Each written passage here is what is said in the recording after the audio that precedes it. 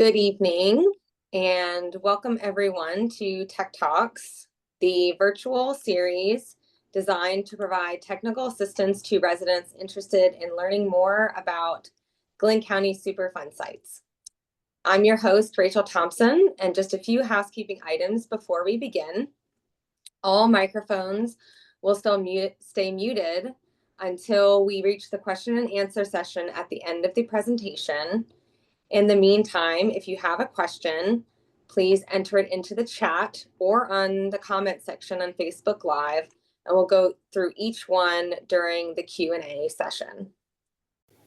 Tech Talks are brought to you by the Glynn Environmental Coalition, a nonprofit organization founded in the 1990s by concerned citizens wanting to know how our community became so polluted, why we continue to have high levels of health-threatening pollution, and how an action plan could be developed to correct the problem. The fact that you're listening today means that you share the concern and interest of our founding members, and we are extremely grateful for your participation. In our earlier episodes, we discussed what a Superfund site is, how the law that governs Superfund sites came into existence, and the key steps in the Superfund decision-making process.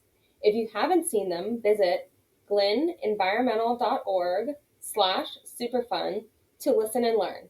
Our website will direct you to our YouTube channel that has all our current Tech Talk episodes.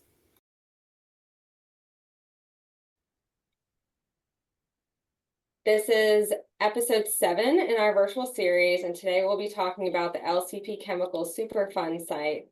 More specifically, we will be talking about Mercury at the cell buildings area, which is part of what is known as Operable Unit 2. As a quick reminder, during the cleanup process, a site can be divided into a number of distinct areas. These areas, called operable units, may address different geographic areas of a site, specific site problems, or areas where specific action is required. You can find definitions for keywords like this and others by visiting the U.S. Environmental Protection Agency Superfund Glossary. The link is shown on the screen. In today's episode, as mentioned, we are going to discuss one aspect of Operable Unit 2, Mercury at the cell buildings area. To help us accomplish that, we have two special guests today. The first is Frank Anastasi, the Glynn Environmental Coalition's technical advisor. The Glynn Environmental Coalition holds an EPA technical assistance grant that allows us to hire a third-party independent technical advisor to represent the community in the Superfund decision-making process. Additionally, we have Rob Pope, EPA's Remedial Project Manager for this site, who will provide some information about the next steps near the end of the presentation and will be available during the Q&A portion of the program. I will now pass the virtual mic to Frank so he can get us started. Okay, thanks very much. Glad people are with us tonight, and let's get into this. If you attended a recent Tech Talk, you heard a lot of this before, but now we have a decision on the cleanup method, and so we're going to summarize the situation at the site and then get to talk about the actual technology chosen to address the mercury in the soil at the cell buildings area. So for a little background, the LCP Chemical Site is located between the Turtle River and the New Jessup Highway, just northwest of the Brunswick city limits. Potentially responsible parties for the site, the people who are paying for the cleanup, are Honeywell and Georgia Power. The site's about 813 acres. It has a history of industrial activity that goes back to the 20s. And there was oil refining, coal-fired power generations, chemical, and paint manufacturing there also. So these activities, as we know, these old industrial activities, contaminated the soil, sediment, groundwater, the creeks and the marshes. We have a number of contaminants, including polychlorinated biphenyls, PCBs, they're known as, mercury, lead, dioxins, and polycyclic aromatic hydrocarbons, PAHs. Those chemicals typically are associated with petroleum, the PAHs. So the plant closed in '94. It was demolished, and EPA managed a large cleanup of surface structures and wastes and soil. About 130,000 cubic yards of material was taken off site from what we call the uplands area. On the screen there, it's a sub area on the right side of the site, getting up close to the highway. In 2020, EPA issued a ROD, a record of decision, stating that the cleanup that was done in the 90s up to that point was adequate and no more work had to be done in the uplands area. So then later we moved to cleaning up the contaminated sediments in the marsh and the creeks, and that work was completed recently last year. And we're actually in a post-closure beginning to monitor the impacts of the cleanup to see if the goals are being achieved, and that'll be very exciting. We just got a tour in May of the site, and we're happy to see a lot of revegetation of the marsh areas that were disturbed during the cleanup. So now we have the cell building area, and the issue there is soil contaminated with mercury. So let's go to slide 9 and talk about mercury at the cell buildings. And groundwater. Again, sites divided into operable units, and this one of the operable units is dealing with mercury in the ground at the cell building area and groundwater site-wide. So the mercury cell process was used to make sodium hydroxide, which is a caustic solution, hypochlorite is bleach, and other like chlorine gas and other things. And this was an interesting process. You immersed graphite and mercury in a salty solution at the cell buildings area, and the mercury was lost to the environment during a lot of these operations. The caustic solutions spilled from these buildings, soaked into the ground, and caused some significant problems. On slide 10, you can see the above ground facilities were demolished in the 90s. Mercury was removed from the process equipment and the spaces between the building slabs, and they put a soil cover over it. The residual mercury and other heavy metals concentrated, and it sunk down through the sandy aquifer, the water-bearing sands, and went to a layer of relatively competent sandstone. That's cemented sandstone that kind of kept most of the contamination in the shallow zone. So if we go to slide 11, we're going to talk about this problem. But where are we in the Superfund process? Okay, the ROD for the cell building soil was signed in March of 2025. And this shows what was the preferred alternative that EPA selected to reduce risks from the mercury in the subsurface, from vaporizing into the environment, and also from mercury continuing to be dissolved in the groundwater and causing contamination. The groundwater in this part of the site moves to the west and discharges into the Turtle River. So this bleach and this caustic solutions leaking over time from this area had very high pH, and this caused a lot of problems. These building foundations started to sink. The high pH solutions were dissolving the concrete in the piles that were built to support these buildings. So you can imagine how bad it was. And this contamination spread about 50 feet deep in the ground. There's some effort to fix the groundwater, try to fix it by pumping carbon dioxide into it, which changed the pH, and it let the salts and mercury, unfortunately, precipitate out. Just like if you have a glass of water, you put it in the sun, the water will evaporate, and you're probably going to end up left with some white particulate matter in the bottom of your glass. That's the kind of thing that happened here. Except instead of the water evaporating, particulates came out of it because it changed the pH. A lower pH acidic solution can dissolve more material than a neutral pH. So this worked, and it fixed a lot of the problems with the groundwater. It dropped a lot of the pollution out of the water. However, it precipitated mercury. So now you have elemental mercury in little tiny beads down in the soil at the area. So if we're just to summarize the other problems in the groundwater across the site, because that is part of this operable unit. You have dissolved metals of mercury, arsenic, beryllium, chromium, lead, selenium, and vanadium. There's also the some chlorinated contaminants like that are parts of compounds that are in fuels, like benzene. And there's also the petroleum-related polycyclic aromatic hydrocarbons I mentioned before, the PAHs. So they're still in the groundwater. And the solution, this picture is a good picture. It shows you what I was just explaining. You have the former cell buildings over there on the right at the top, and you can see the contamination leaked down, settled on top of the cemented sandstone, and is moving west towards the Turtle River. Well, you do a remedial investigation at Superfund sites to define the problem so that you know the problem that you want to solve so that you can find the best solution to that problem.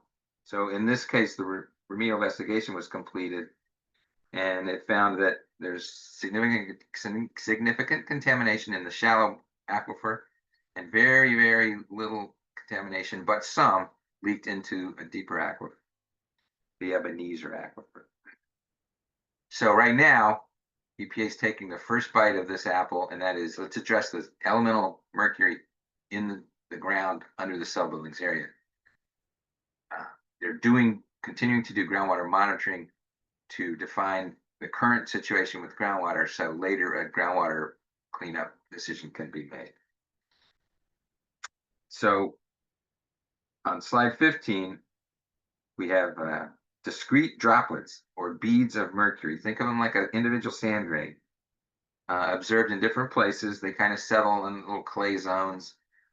Sometimes they're in a little bunch. Sometimes they're just discrete, tiny specks of elemental mercury, silver, glowing little pockets, little beads. And again, these have been observed as deep as 50 feet below the ground surface.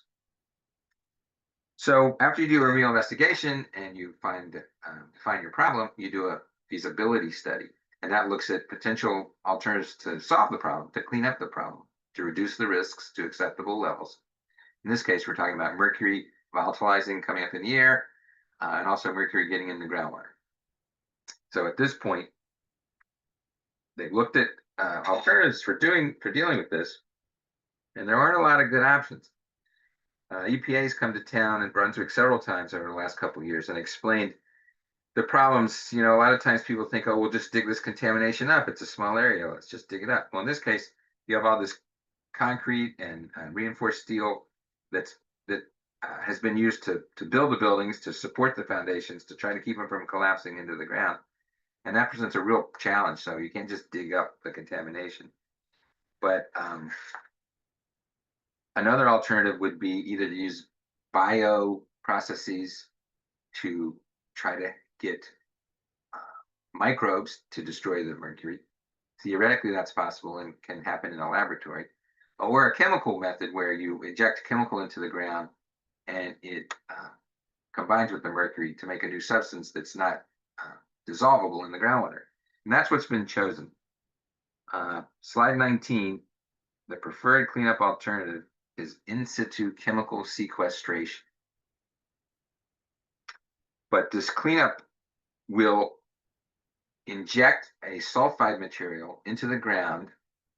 It's going to be mixed in with the soil underground, and it will combine with the mercury to make a insoluble mercury sulfide compound. There's a naturally occurring element called cinnabar, and that's what this mercury sulfide is. And if you think about what this process should do,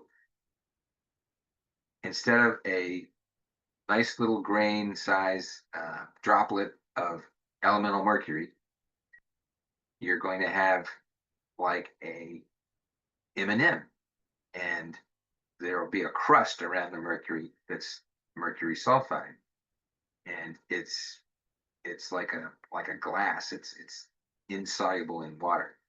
So instead of all this free mercury existing under the surface of the ground that can dissolve into groundwater and then travel, the mercury is going to be rendered insoluble. And the trick of this is to get enough of the injected sulfide to contact the mercury. So there'll be engineering studies, pilot studies to determine how much to use, how much to put in the ground, how long it's going to take, things like that. But the other thing is improving the soil cover. There was a soil cover put over the buildings years ago, the building footprints. And so the contractors are going to revisit the soil cover, make sure it's at least 2 feet thick everywhere, grade it so that water drains away to the extent you can, because it's a pretty flat site. But this should reduce infiltration into it. You're going to render the mercury that's down there insoluble, and this should really cut off the continuing supply of mercury that's being put into the groundwater at this part of the site. And then another key part of this is to implement institutional controls. And these are legal documents. The deed to the property will be amended, and it will have these deed restrictions on future use. No one can use the property without approvals, review and approval by the state and or EPA, and the use of groundwater or drilling into the subsurface. Those things will be prohibited. This is what's been selected as the best chance of working, and it is a proven technology. The key will be to get enough of this material that we inject, or they inject, I'll just be watching, to contact the mercury, and future groundwater monitoring should show over time much lower levels of mercury dissolved in the groundwater. And now the process, what's next? Where do we go from here? Let's let Rob Pope, the EPA project manager, explain the administrative process, the steps that he and the PRPs have to accomplish before this remedy can be actually performed. Rob? Yeah, there we go. Now, so what we, as Frank just said, we signed the ROD in March, the very end of March this year, after doing the proposed plan meetings and information sessions back at the end of last summer. We had to put together our document, and it goes through several levels of review, and it's a much more robust document than a proposed plan where we just say what we're going to do.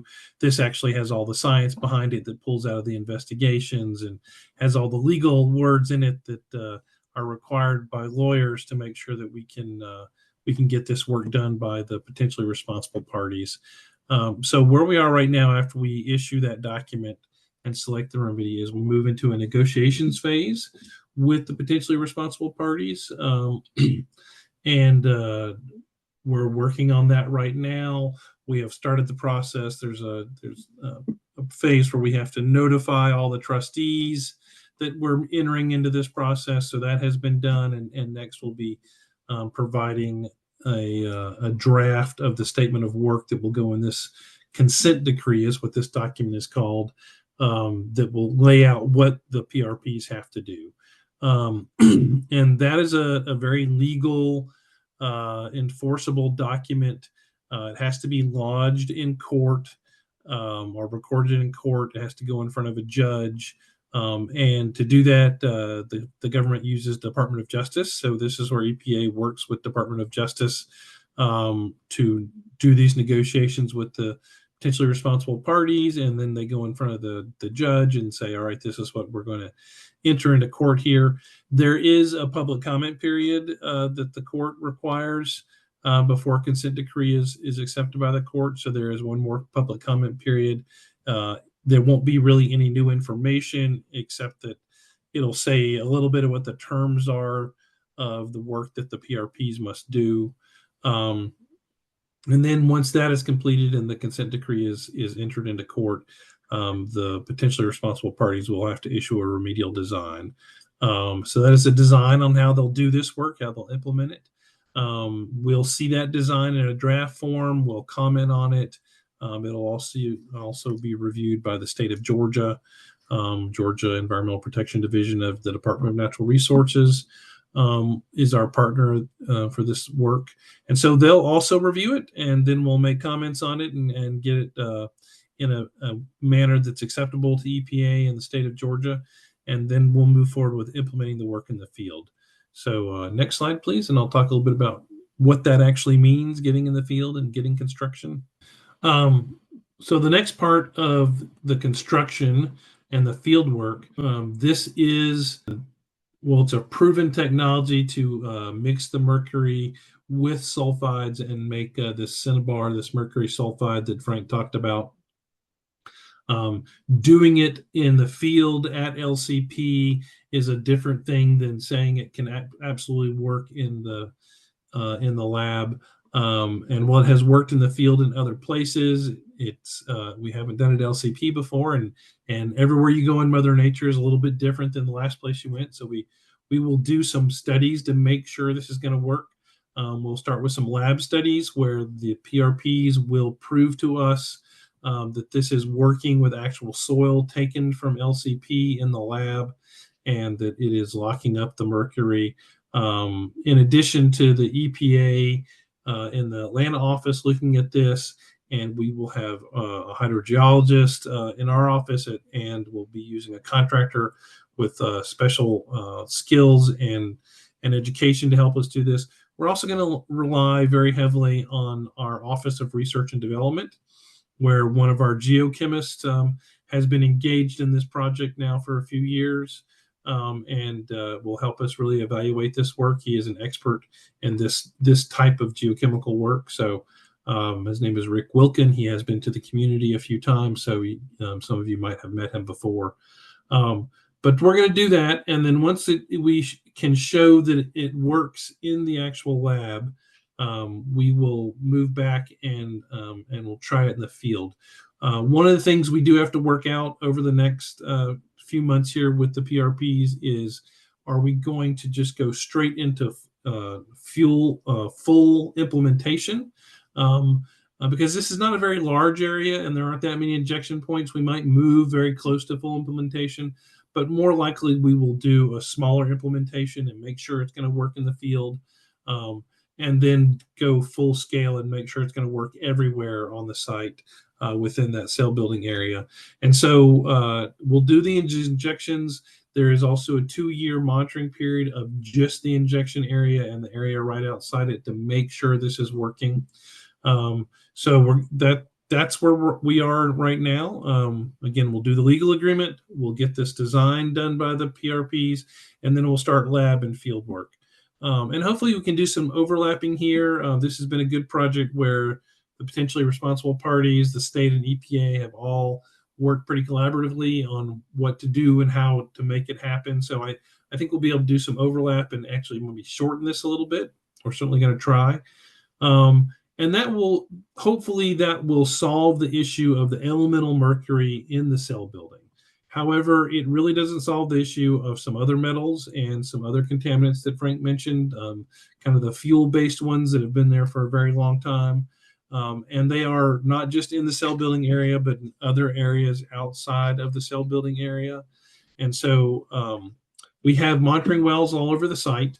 Many of them have been there for a long time. Some of them are more new, but they've been sampled different times for different purposes.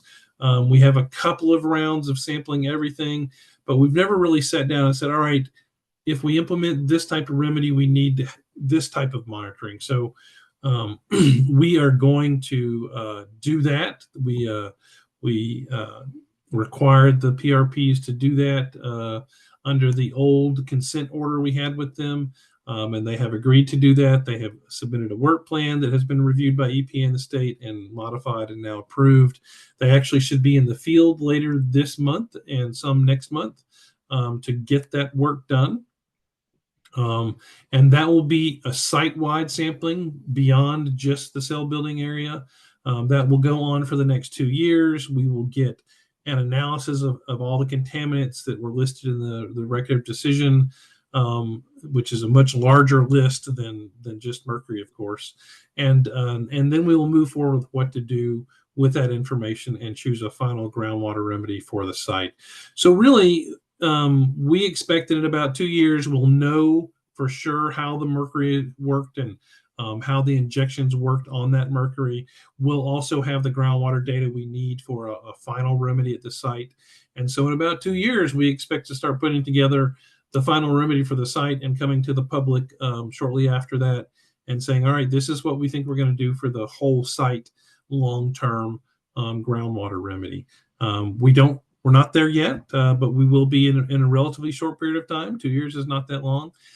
Frank mentioned that everything we know about the groundwater right now is that it moves very, very slowly, and it is moving towards the Turtle River. But none of the wells that we have put on land or even out in the salt marsh or on the causeway have shown us that it has got even out to Purvis Creek, really. So we're not seeing the groundwater contamination out in Purvis Creek yet. And we don't expect to see it. We expect that we'll get treatment and get a final remedy in place before that happens.